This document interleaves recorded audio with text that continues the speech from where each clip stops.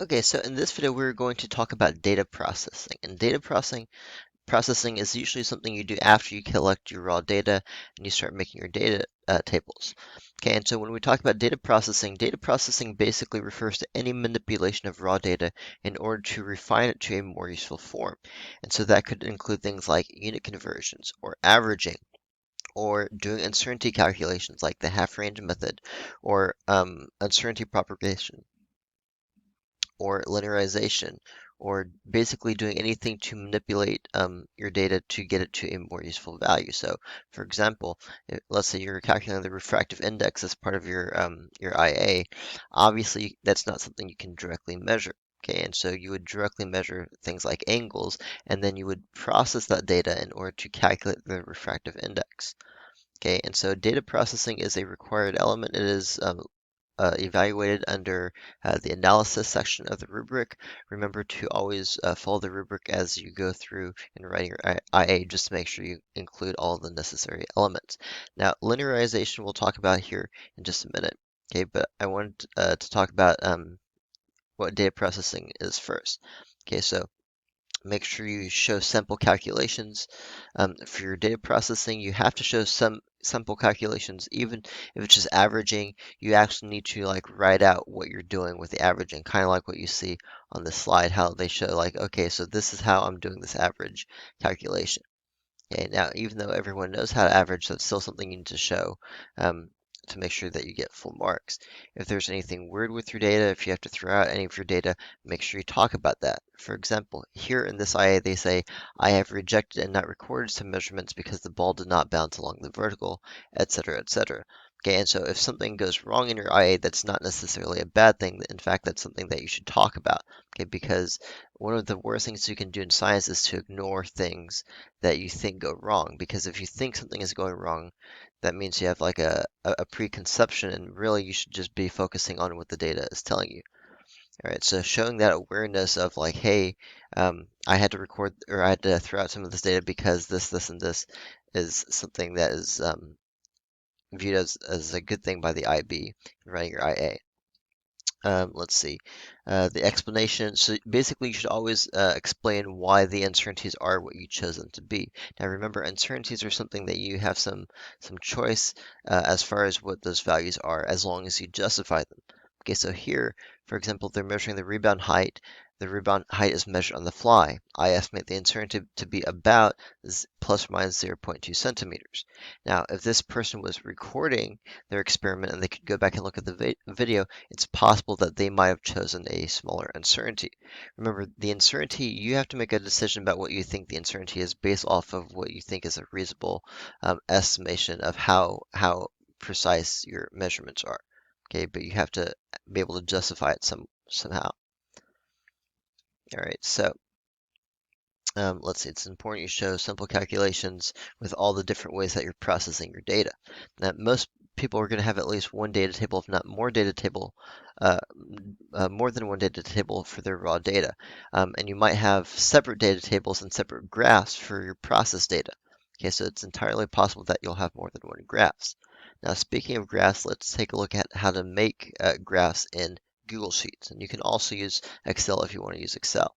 Okay, but I'm going to show this to you in Google Sheets. Okay, and so let's just say, hypothetically speaking, let's say we're doing an experiment, and let's say we're dropping a ball from a certain height, and we're seeing basically time is the independent variable, and let's say height is the dependent variable. Okay, so when you're doing a graph in Google Sheets or in Excel, the way you always want to set it up is you first want to make sure that you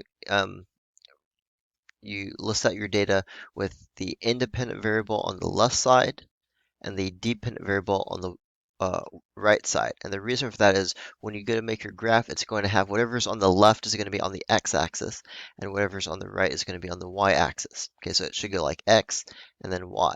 And doing a graph in Excel is very, very simple. Okay, you select everything, including the title. You go up here to where it says Insert. You go down to Chart. Okay, and it's going to pop up with this. This is not what you want. Remember, we talked about this in the last video, but it is not acceptable to have a line chart for your IA. You must have a scatter chart. So you want to click over here where it says chart type, and you want to choose a scatter chart. Okay, you also want to make sure that you go through later on, and you want to make sure that you modify the table or the graph to look nice. You want to give it a nice clean name. You want to make sure you include units on the axes. So for example, this is time in seconds. This is height measured in meters, and you want to make sure you clean everything up. Okay, now the way you add error bars, um, I'll show you, is under chart editor, you're going to go to customize.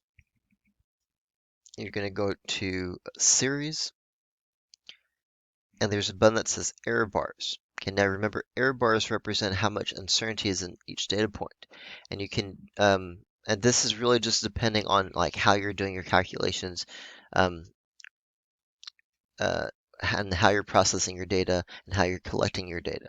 Okay, percent obviously is for like percent uncertainty. Constant would be like absolute uncertainty. And so for example, let's say I'm measuring the height, and let's say the height I can only measure to, let's say, plus or minus 0.05. Then I would go to constant error bar and I would do 0.05. Okay, now notice in this case, the error bars are so small that they actually can't be seen. So, um, but just to give you an idea, let's say the uncertainty was like plus or minus 2. That's maybe kind of outrageous, but there you can see the error bars give you a visual representation of how much uncertainty each data point has. Now, for some reason, Google Sheets only lets you do error bars for your Y variable, and so you should probably have uncertainty in your X variable as well, but unfortunately, I don't know of a way you can do it in Google Sheets to have error bars in both the horizontal and vertical data. If you use Excel, then you can. There is a way to do it in Excel. One more thing, though, really quickly, I want to point out about the height is notice that the way it's formatted is not really good because there's an inconsistency with the number of decimal places here. And so when you go to make your actual data table, what you might want to do is do it in like Google Docs, or you might use Microsoft Word.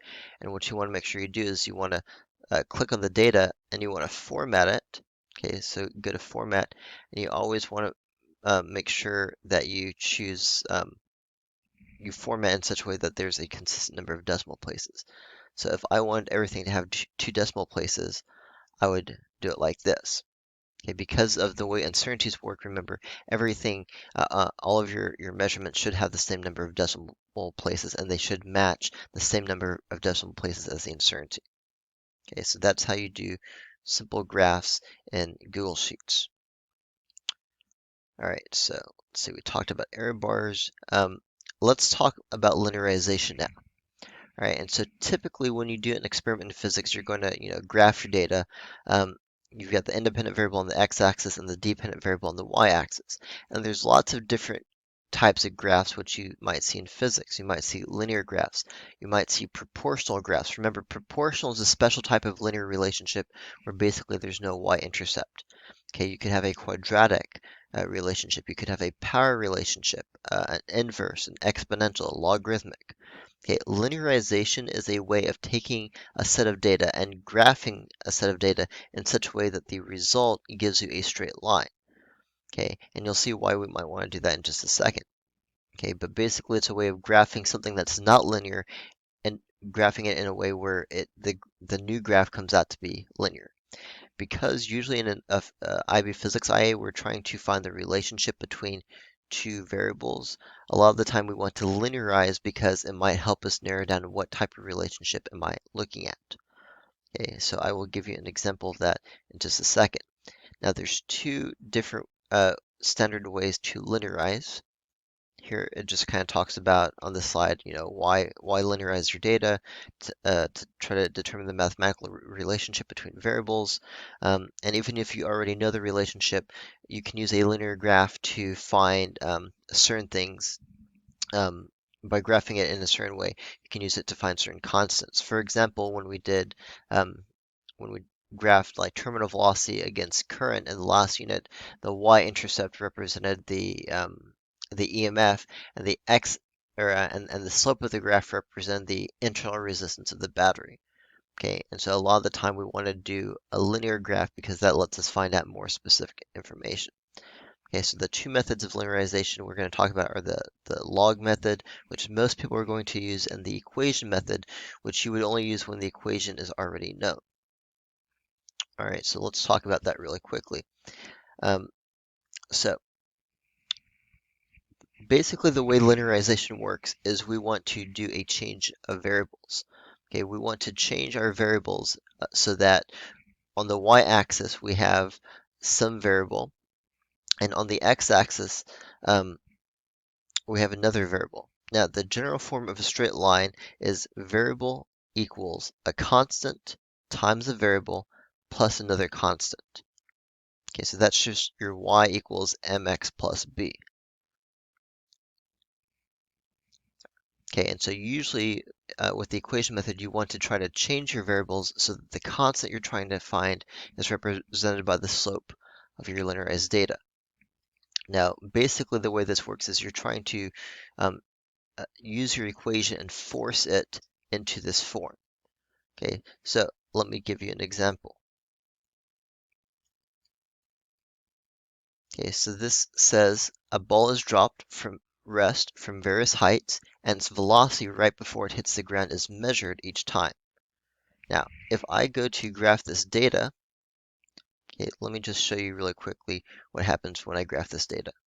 Okay, so I've gone to Google Sheets, I have height and velocity, I select the data, I go to Insert, Chart, make a scatter chart. Oops. Yeah, scatter chart. It's already a scatter chart. Okay, so I get a graph. I can tell it's got some type of curve, but let's say I want more information.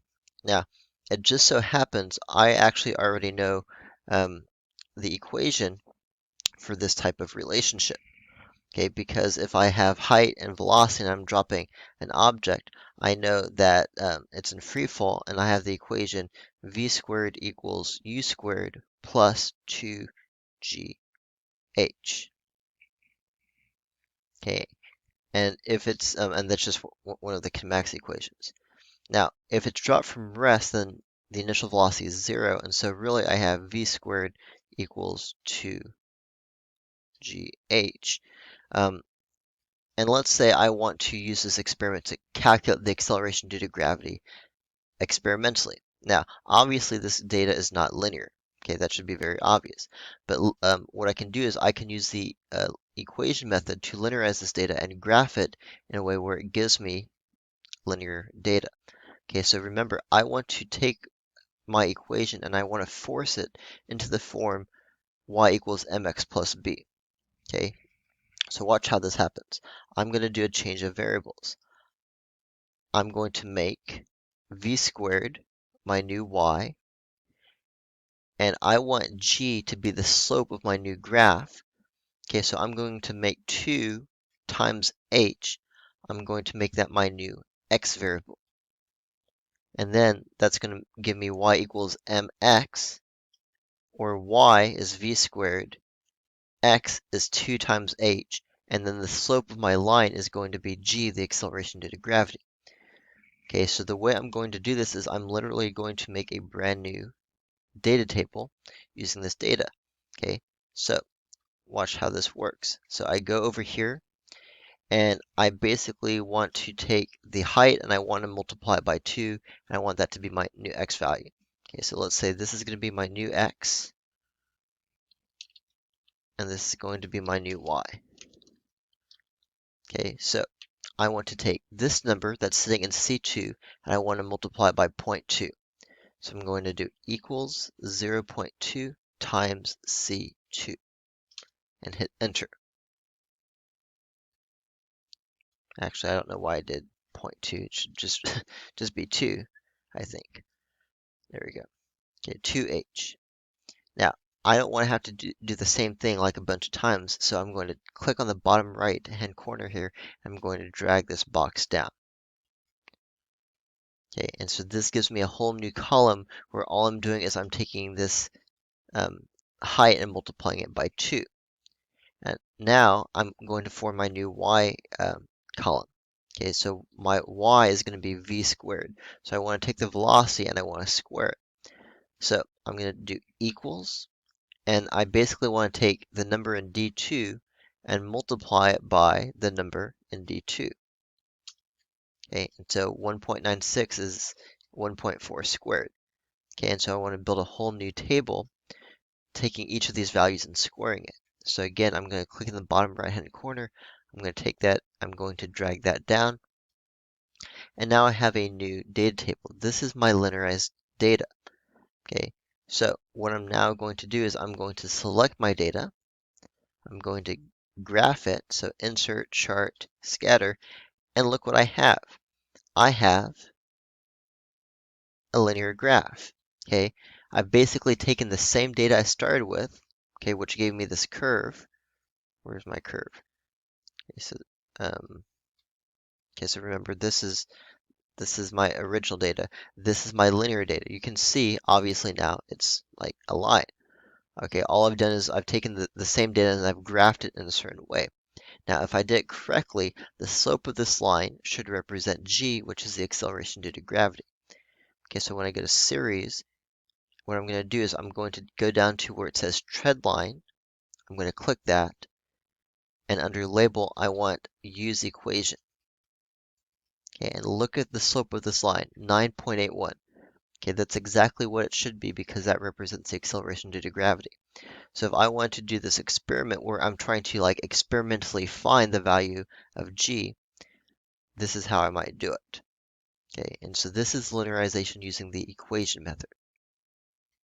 Now, for many of you, that's not going to help because a lot of you don't know the equation associated with what it is you're trying to do. But if you're doing something where you already know the equation, then you could use the equation method to linearize your data. Okay, so the last thing I'm going to talk about is what if you don't know the equation? Okay, what if you don't know the type of relationship? Okay, so here's where we use what's called the logarithmic method, okay, or the log method. Okay, so use a log method when you don't know what type of relationship you have. Okay, so what we're going to do is we're going to start off by assuming that we have a power relationship between our variables. So in other words, we have a relationship of the form y equals ax to the power n, where x and y are our variables, and n is just some like integer. Okay. Now you might say, well, I've never seen any equation like that in physics. Here's an example of a power relationship. Kinetic energy is 1/2 mv squared. This is a power relationship. Okay, this is our y. Here, let's say our variable is v. We have v raised to the power 2, and then a would be the constant out front. That would be 1/2 times the mass. Okay, and so in this situation, here's our a, here's our y, and then v is our x, and n, the exponent, is the power 2. Okay, so we actually have lots of different power equations or power laws in physics. Okay, that's just a simple one. Okay, so let's say we don't know what type of relationship we have, but we want to use the log method to try to find out if it's a power relationship. Now, if it is a power relationship and you use this method, you're going to produce a linear graph. Okay, so here is basically how it works.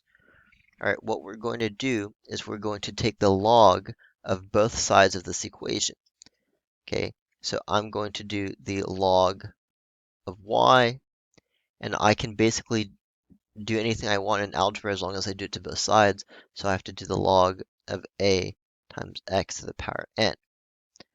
All right, but there is a log rule that basically says if you have the log of a product like this, you can break it up. Okay, and so you can write this log a plus log x to the power n. But there's also a log rule that says that if you have something raised to a power inside of a log, then you can actually bring it down and multiply by it. Okay, and so if you do that, you get log y equals log a plus n times log x. Now at this point you might be thinking, what the heck is going on with this? Okay, but this is basically what we've arrived at. I'm going to linearize my data by making this change of variables. This is going to be my new y. This is going to, sorry, not log a, sorry. Log x is going to be my new x. The number in front of x should be represented by the slope of my best fit line. And then the y-intercept is going to be log a. Okay, and so basically I'm going to make a new data table where I'm basically taking the log of both of my variables. And if it is a pair relationship, then doing so should give me a linearized graph. Okay, so let me show you what that might look like. Pause it there if you need to write that down. Okay, so just for example, let's say hypothetically speaking that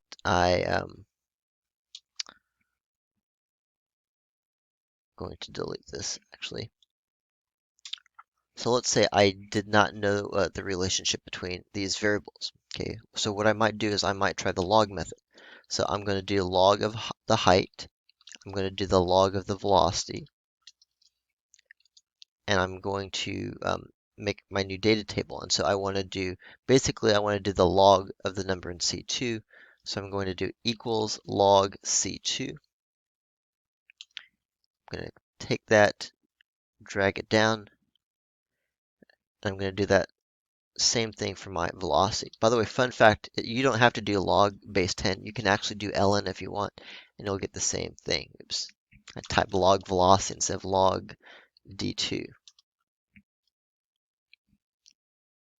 Okay, and so remember my original data table was curved. Watch what happens when I graph this new data. Okay, I have a line, A. Now, the fact that it produced a line is a good sign. That means that my data probably was a power law relationship. Now, if I want to find the exponent of that power law, I can go to Customize, Series, Trendline, Show Equation, and I get 0.5. So what does that tell me? That basically tells me something about the nature of the relationship between these variables, because that tells me that h is equal to something times v to the power 1/2. Okay. Now, of course, in reality, I know the actual equation should be something like v squared equals 2gh. So, so h should be, actually, I get this a little bit backwards, sorry. It should be v equals something h to the 1/2 power. Remember, 1/2 power means square root. Okay, and so since the original equation should be v squared equals 2gh, it makes sense that v is proportional to the square root of h, because this is basically just saying v equals something times the square root of h, which we also know to be true. Okay, but if I didn't already know that, then I could have, linearized this data and found the exponent is 0.5, which is a half, and be like, oh, okay, so it's a square root relationship.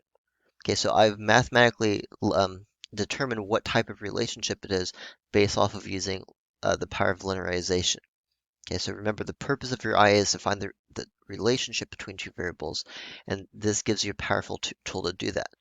Now, what if it's not exactly 0.5? Well, a lot of the time you have to use your best judgment because your data, of course, is not going to be perfect. Okay, and so for example, if I go back to this data I had before, where we're dropping something from different heights and measuring the time, let's say I want to use the log method for this. So I do log time, I do log height, and I make my new linearized data table. So I do equals, let's see, L3, or log of L3.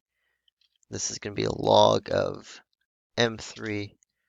I pull that down, I make my new linearized data table, and I graph that. When I graph that, watch what happens. It does come out to be linear. That part is good. When I get a series, trendline, use the equation for the label, I get an exponent of 2.11. Now, in reality, the exponent should be more like 2. Okay, have you ever seen an equation with something raised to the power 2.11? No. Is this pretty close to 2? Yes. Okay, and in fact, I know from kinematics that between time and height, if you drop something from rest, the height is equal to like 1/2 gt squared. Okay, and so the relationship between time and height should be a square relationship. The exponent should be about 2. Okay, so if it doesn't come out perfect, you have to use your best judgment, right? If it comes out to be like 0.45, it's probably not something raised to the power of 0.45.